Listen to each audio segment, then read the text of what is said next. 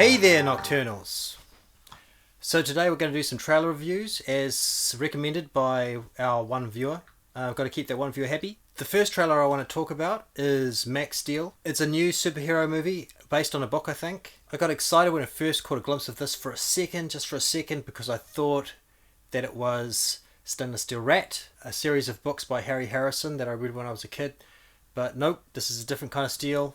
Apparently Max Steel revolves around a teenager who's involved in the cover-up revolving around his dad's experiment. With a sidekick robot called Steel, an energy suit, and powers given to him by his father, Max must fight the Ultralings, which look to be a biomechanical form of alien. The Ultralings and Max's suit look strangely similar to each other.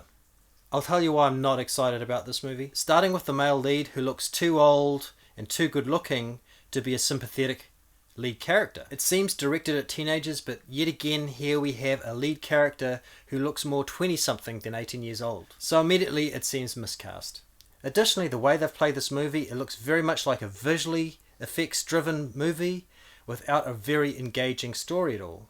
Again, there's the global extinction threat, which drives the emotional stakes far too high to be believable to the average viewer. Coming from out of nowhere is a trailer for a film called The Guardians, which could be Russia's first mega-budget superhero film. This got me really excited, even though they're playing it very safe with the trailer, concentrating again on the special effects rather than the story.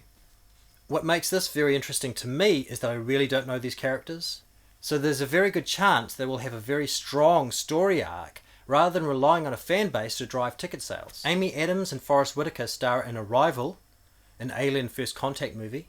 The trailer looks great, concentrating on the very human problem of communication. Amy Adams is a translation expert brought in to decipher the aliens' language. The consequences for misinterpretation could be global warfare, but at its core, this film is concentrating on the theme of communication, which is very relatable. Amy Adams is no superhero either, coming from a very humble character background and position. She's not a general or a politician. This makes her very relatable and the film more engaging on a personal level, even without all the spectacle. Another film worth mentioning is A Monster Calls, starring Felicity Jones, Sigourney Weaver, Liam Neeson and Toby Kebbell. The film looks to be about a boy going through an emotional upheaval while his mother slowly dies from disease. Ever wonder why the first few minutes of Guardians of the Galaxies work so well? Because it was playing with the same theme. And this makes us connect with the main character straight away.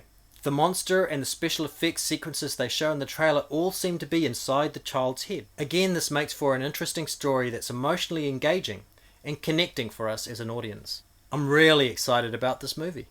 I'm not a huge Harry Potter fan, but I'm also looking forward to this film, which is based on another of J.K. Rowling's stories. The film is Fantastic Beasts and Where to Find Them. It stars Eddie Redmayne and Colin Farrell. I'm specifically interested in this film because of a line. They're currently in an alien terrain surrounded by the most vicious creatures on this planet.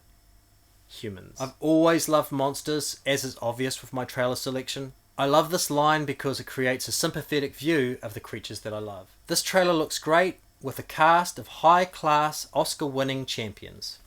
The environments and the settings they've created give us a wonderful world to play out this theme.